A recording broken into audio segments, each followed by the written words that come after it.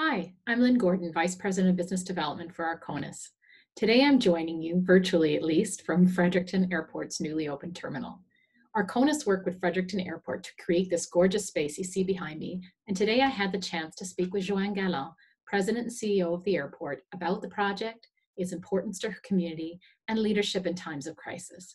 I hope you enjoy our chat. Hello, everyone. Today I have the distinct pleasure of interviewing Johanne Gallant, President and CEO of the Fredericton Airport Authority. And Johanne has the dubious honor and the distinctive pleasure of opening a new terminal during the global pandemic. So today, Johanne, thank you so much for joining us on this. My pleasure. Wonderful. Now, you know, this video obviously is going to be viewed by people around the world, and not everybody knows about Fredericton and Atlantic Canada. And perhaps you could tell us a little bit about what makes your part of the world so special.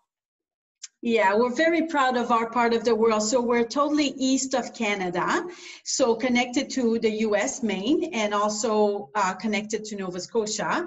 So we're in a beautiful four-season province, and now it's spring, so it's absolutely beautiful.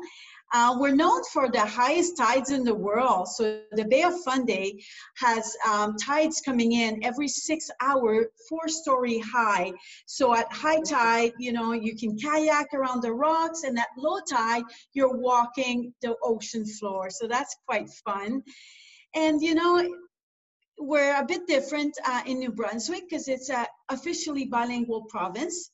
So 40% of our population is French. And as you can probably detect with my accent, my first language is French. And so we call them Acadian. We are all descended from France, but Acadian because, you know, we're closer now probably as a culture to the Cajuns that you would see in New Orleans, because a lot of Acadians were deported at one time into to New Orleans. So it's kind of nice. And our airport, Fredericton Airport, which is a small airport, we're located in Fredericton, and Fredericton being the capital city of the province. And it's a university town which is close to national defense and also high-tech sector. So travel is good for us. We have kind of a loyal clientele going on here. And also it's a resilient city, as you probably can see. So we're really focused on the recovery at one point after this crisis is over. Well, I've had the distinct pleasure, as you know, to visit your lovely city, and I'm an avid kayaker, so I'm really looking forward to when this whole crisis is over and we get to all get on planes again and travel, and to do some kayaking in your part of the world would be wonderful. So looking forward to that. So, as I mentioned earlier, you have the distinctive pleasure, or dubious honor, however you want to look at it, of opening a terminal during a global pandemic, which is now, and you chose to go ahead and do the opening despite all the challenges that are going on, which are extreme right now. Tell me, why was the new terminal development program needed for your community, and like what was the importance to the community? All right, so our terminal dated back to the 60s. So you can imagine it was an old terminal building, you know, with having roof issues and everything else that comes with it. And we really wanted to be also ambassadors of our community and our province. You know, investors comes via our airport, tourism, conventions, and so on. So we just felt we weren't representing that for our community. And the other thing is that airport was built for 200,000 passengers, and we were at 427,000 last year. So we were at more than double the capacity of the airport. And the other thing is you know, prior September 11, a lot of our retailing was on air side, and as we know, we have shifted that to ground side, to the secure side. So we needed to make some adjustment with that. Just want to clarify something. The construction work is a 2-year job. The reason behind that is because we are living in the infrastructure while under construction. Wow. And we are, the goal is to have zero impact on our airlines. So we have to stay functioning and operational. So what we have announced a few weeks back is the opening of the first phase. So half of the terminal is done, which you'll see pictures along the way. Is that we are done with the ticketing area and we're done with the secure side. And that's about 33,000 square foot. So now we got 30,000 left to do. And we chose to go ahead with opening that up virtually because, you know, in this time of crisis, there's a lot of doom and gloom, and it's a bit discouraging for a lot of entrepreneurs and so on. But we just wanted to show the community and the province that, you know what, the construction is ongoing. We've been very fortunate. The construction company we work with is being very vigilant, as in making sure they're screening employees in the morning, taking temperature, enforcing social distancing and so on. And we had 0 case within the construction or within our workers. So we've been able to go fast forward on the construction, which is surprising. Yeah. So, you know, there's plus and minuses in everything in life. And the fact that the terminal is less busy, you're able to go hardcore on the construction because you're able to take on more space that you would have before needed. And so we're hearing that a lot. There's other airports out there that we're hearing that as well, that they're trying to find the silver lining in all that's going on and use this time when the buildings are quiet to do the much needed upgrades that were so long overdue and very difficult to do. So yes, I hear that quite a bit from airports around the world. It must be especially true in a smaller airport like yourself. Yeah, exactly. And we're creating jobs, right? The construction alone is creating 572 jobs to our community. So we received a lot of positive feedback when we went out with the opening of the first phase virtually. And people were saying, look, you know what? We're focused on recovery. When the time comes, we'll be ready for you, and we're going to have a great airport to serve you. I saw your video that you put out. I thought it was extremely well done, and frankly showed some really great leadership on your part. So I was very thrilled to see that. So tell me a little bit about this space and the virtual. I know it's that it is just the taste of what's to come, but what were the important features that you included in that terminal space that were very important to you from a passenger experience side? Yeah, one is related to Arconas furniture, actually, because a problem we had before was to plug your phone, like power connections. And now with the new secure side, we have made sure that we have power everywhere, and it's included in the seating. So that's pretty cool. And lots of natural lighting. We have now skylights, ceilings that are very high, so you feel like you're in a big space. We have a walkway corridor that brings you closer to the aircraft on the inside, and that is all windows, so you can see what's going on outside. And, you know, the ticketing area for the airlines, so much more space for the queuing, and that's going to be good for now because we really need people to make sure they keep their distance. So we'll have the space to do that, so that's good. It's being progressive, right? It's trying to bring this old building that was built in the 60s to today's need and requirements. So I think we're doing that.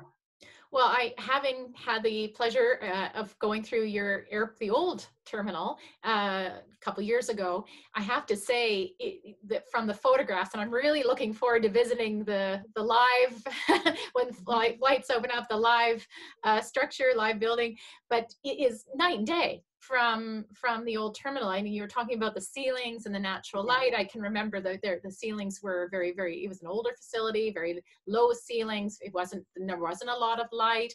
It was, but now from the photographs, it's, you've got some gorgeous lighting in there. You know, it really is a transformation. You must be very excited.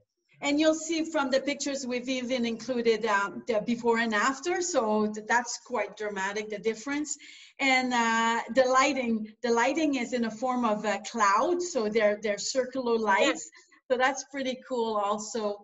And just all the coloring around the new terminal, it's what we've done is trying to make it a Zen experience. So soft colors, but also representing our city, which has a river that goes through our city. And so lots of blues and greens and the forest and so on. So really trying to keep that in mind with the team also.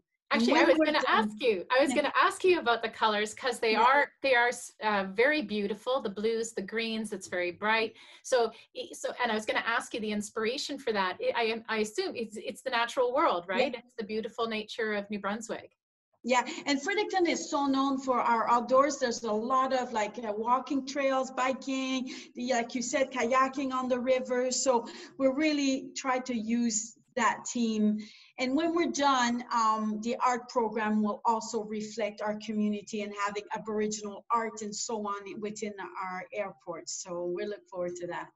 Well, that's something that's very dear to my heart. I love a vibrant art program in an airport, and that when it reflects the local culture. So that's great. That's how I started my aviation career a bazillion years ago. So fantastic. So, obviously, passenger experience, like before the crisis, everybody talked about passenger experience and how to enhance it, and all the important aspects, whether it be the seating, whether it be the lighting, whether it be the concessions, whether it be, there's a whole bunch of factors. But obviously, since January, it's amazing how much the world has changed. And I've never seen anything like it. Nobody's seen anything like it. So what important adjustments have you made, or will you be making, to help passengers feel safe and confident to fly through the airport once airspace opens up again and we start moving again? So we've took some step of actions already, and then there's going to be more, right, as things develop and we know more how to manage the situation. But for now, for sure, upping your cleaning, that's very important, right? That the passengers see you washing doors and knobs and so on, and having a good smell of cleaning and so on. So we've really increased our budget when it comes to cleaning. Yeah.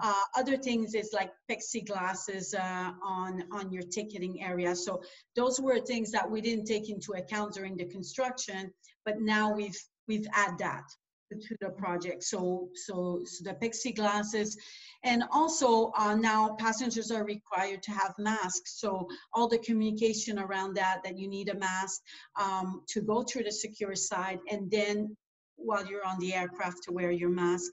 And other thing that we've implemented is not to have friends and relatives all congregate in the terminal. Right. So we've asked people now, drop off the passenger, but do not come inside and hang out at the airport. So things like that we've already put into place, markers to say people, this is your spacing, right? To tell them what the 6 feet looks like. So, but I'm assuming we're staying, informed on what's coming next. And we know other airports have taken even bigger steps. If you look at Saudi Arabia, like, Dubai and so on, they took even bigger measures. So we're on the lookout of what we'll need to do in the future. And I'm sure we're going to have more adjustment. And I think, obviously for those of us who have been in the industry for a long time, it's always been an industry that has been quick to adapt. It's not been a stranger to crises and that sort of things over the years. And we've always, the industry's always adapted and come up with things. And I agree with you. I think there's a lot of things that are going to be coming down the pipe that we still haven't really, fully, understood yet. But I have to say this industry is very, very good at adaptation with what's going on. So you're a relatively small airport, and you're a very important, critical part of your connecting your community. You're the capital of New Brunswick. Tell me, are there some particular challenges that you feel you face as a smaller airport that, say, perhaps a larger airport may not be facing during all this? Yeah. What's interesting is that, like, I'm part of all the CAC, the Canadian Airport Council meetings, because I'm on that committee for small airports, but we take part with the larger airport. And we basically all have the same challenges at a different scale. So let's say car rentals have a problem now, there's zero revenue for them almost. Well, for large airport, it represents a certain amount, and for smaller airport, it's considerable amount for us, but it's smaller, right? So we've got really some of the same issues, like parking and runways and, you know, all of these things, you know, regulations and security and all that. So we do share some of the same challenges. However, what I would dare say is that when you're in a smaller community like us, we tend to work really together.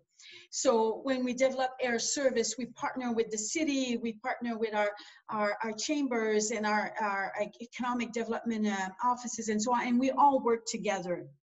And when it was time to lobby for the terminal, because we have partnership on this project, the province and the feds, well, the whole community stood behind us and picked us as the most important economic project in the community. So it's really nice to be part of that community, that you're working together. And we work together also in developing new service, as in, what do we really need? What do the high-tech community need? And what does the national base, where do they go and what do they need? So we really try to interlink everything together. I think that would be the biggest difference for us as a small airport. Yeah. And when you're smaller too, we got to keep those runway open no matter what, and meet the same regulatory and safety aspect, right? So when you're a smaller team and you're still maintaining, you know, good size of runways, 8,000 feet and so on, your cost is higher per passenger. Oh, I can imagine. So I have a question for you, just as obviously you know, a longtime female member of the aviation industry, and tell me about, you know, you have a wonderful track record of great leadership within, you know, in Canada's airport industry, and tell me about how has the recent crisis here tested your leadership? How do you feel that it has changed how you manage your team, changed how you've approached your job? I'm just curious, as a woman, you know, manager in this industry, how do you feel that this has affected you as a leader? Well, I think this is the real test of leadership.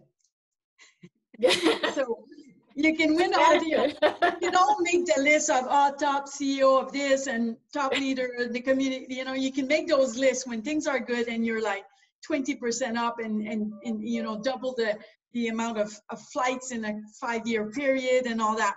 But when things are difficult, that's the real test. And I have to admit, I had this moment where I had to make a mind shift, because I had always been, my core essence of what I'm mostly better at is development, right? Mm-hmm. So for the last 20 years, I've always been in areas where you can grow, you can really see big percentage of revenue increase and big passenger increase and so on. And I had never been in a situation where you're actually going to manage an organization that is planning on losing money. Mm-hmm. Mm-hmm. So I had to make a mind shift and say, you know what, you are going to do your best at this, and we're going to do this together, and we're going to come out of this strong and going to be there for the recovery, and enough of the pity thing, because everybody's in the same kind of, we're in the same storm, different ship. I've seen that one on LinkedIn, but it's true. We're all navigating this storm, and there's small entrepreneurs out there who's got their money on the line and everything. So we're all in the same situation. So I'm thinking that I have an awesome team and a great board. We have an intelligent board at YFC, and they're very supportive, and that helps. And my team has gone through a lot of crisis. I've only been in Fredericton 5 years, but they lived through some major things in the past. And I could see it when we started going in crisis mode. they all rised up, and I'm like, whoa, what's going on here? But they've gone through hard times before. So we got the right team to get through this. That's great. Well, Johanne, thank you so much for taking the time to speak with me today and have our little, I feel like I need a fireplace back here for a little fireside chat, but, and I really look forward, I know you do, and as well as I do, that I miss flying very much. I can't wait to get on an aircraft and start traveling again, and I'm really looking forward to the seeing this time pass and all of us getting back to business. So thanks again, Johanne, really appreciate your time. And is there, anything you'd like to say before you sign off? No, I'm just going to say it's a wonderful industry. We're very fortunate to be part of this, and this is, a crisis that will pass. And I think altogether, if we put our head there, we can be creative and find ways to make this work. So thank you, everyone. Thank you very much.